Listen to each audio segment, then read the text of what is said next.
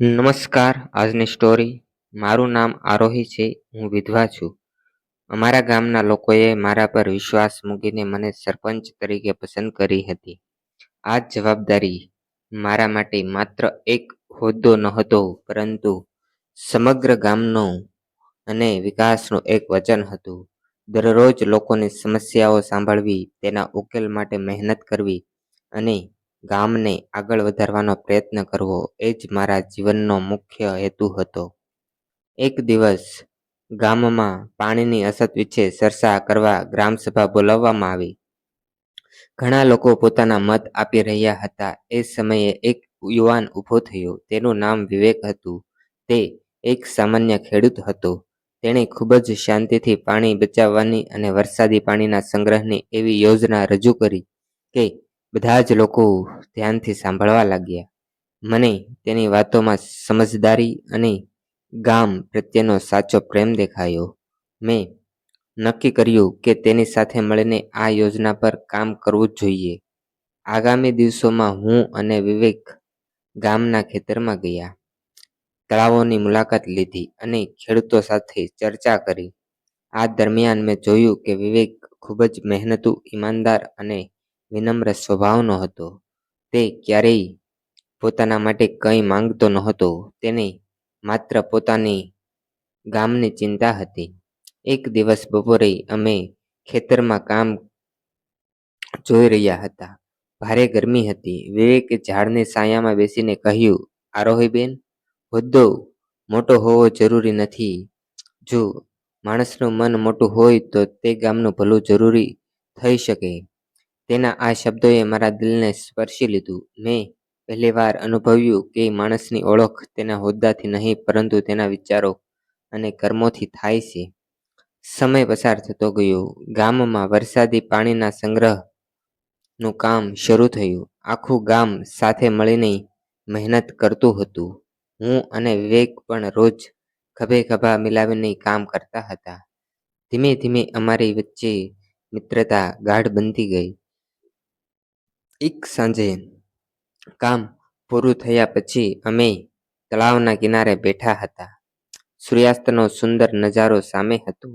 વિવેકે કહ્યું, જ્યારે ગામ માટે કોઈ નિસ્વાર્થ રીતે કામ કરે છે, ત્યારે લોકોનો વિશ્વાસ સૌથી મોટું ઇનામ બને છે. મને સમજાયું કે હું તેના વિચારો અને તેના સ્વભાવથી ખૂબ જ પ્રભાવિત થઈ ગઈ છું. મારા દિલમાં તેના માટે ખાસ લાગણી જન્મી હતી. પરંતુ હું સરપંચ હતી અને તે એક સામાન્ય ખેડૂત. મને લાગતું હતું કે કદાચ લોકો અમારા સંબંધોને અલગ નજરથી જોશે. ઘણા દિવસો સુધી મેં મારા મનની વાત કોઈને કહી નહીં, પરંતુ લાગણીઓ છુપાવવી મુશ્કેલ બની રહી હતી. એક દિવસ ગામમાં પાણી સંગ્રહ યોજના સફળ થતાં ઉજવણી રાખવામાં આવી.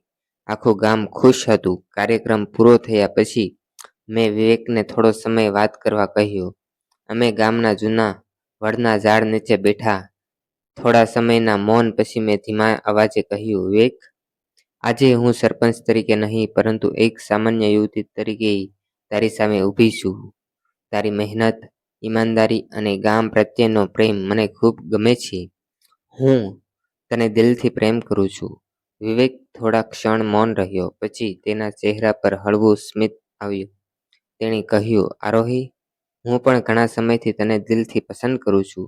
પરંતુ મને લાગતું હતું કે તું ગામની સરપંચ છે અને હું એક સામાન્ય ખેડૂત. તેથી ક્યારેય હિંમત કરી શક્યો નહીં. તેના બદલે શબ્દો સાંભળીને મારી આંખોમાં ખુશીના આંસુ આવી ગયા. એક ક્ષણે મને સમજાયું કે સાચા પ્રેમમાં હોદ્દા કે સંપત્તિનું કોઈ મહત્વ નથી. થોડા સમય પછી અમે અમારા પરિવારોને અમારા સંબંધ વિશે જણાવ્યું. શરૂઆતમાં કેટલાક લોકોને આશ્ચર્ય થયું, પરંતુ જ્યારે તેમણે જોયું કે અમારા સંબંધનો આધાર વિશ્વાસ, સન્માન અને સારા વિચારો છે, ત્યારે સૌએ ખુશીથી અમારી પસંદગી સ્વીકારી. એક શુભ દિવસે અમારા લગ્ન થયા. આખું ગામ અમારા લગ્નમાં હાજર રહ્યું. ગામના વડીલોએ અમને આશીર્વાદ આપતા કહ્યું, આ તો સંબંધ માત્ર બે દિલોની નથી, પરંતુ બે સારા વિચારોનો પણ મેળાપ છે. આજે પણ અમે બંને ગામના વિકાસ માટે સાથે મળીને કામ કરીએ છીએ. હું સરપંચ તરીકે મારી જવાબદારી નિભાવું છું અને વિવેક ખેતી સાથે નવી પદ્ધતિઓ અપનાવીને અન્ય ખેડૂતોને પણ પ્રેરણા આપે છે. જ્યારે પણ હું ગામના તળાવ પાસે ઊભી રહું છું ત્યારે મને અમારી પહેલી મુલાકાત હંમેશા યાદ આવે છે, જ્યાં ગામના વિકાસની ચર્ચા શરૂ થઈ હતી. ત્યાંથી જ અમારી પ્રેમ કથાની શરૂઆત થઈ હતી. જીવને મને શીખવ્યું છે કે સાચો પ્રેમ ક્યારેય હોદ્દા, પૈસા, સામાજિક ઓળખાણને નથી જોતો. તે માત્ર માણસનું હૃદય, તેના સંસ્કાર અને તેની નિષ્ઠાને ઓળખે છે. જ્યાં પરસ્પર વિશ્વાસ, આદર અને નિસ્વાર્થ પ્રેમ હોય ત્યાં દરેક સંબંધ સમય સાથે વધુ સુંદર અને મજબૂત બનતો જાય છે. જો મિત્રો તમને અમારા લવ સ્ટોરી વાળા વિડીયો પસંદ હોય તો તમે અમારી ચેનલને લાઈક કરો, શેર કરો અને સબસ્ક્રાઈબ કરો દોસ્તો. થેન્ક યુ દોસ્તો.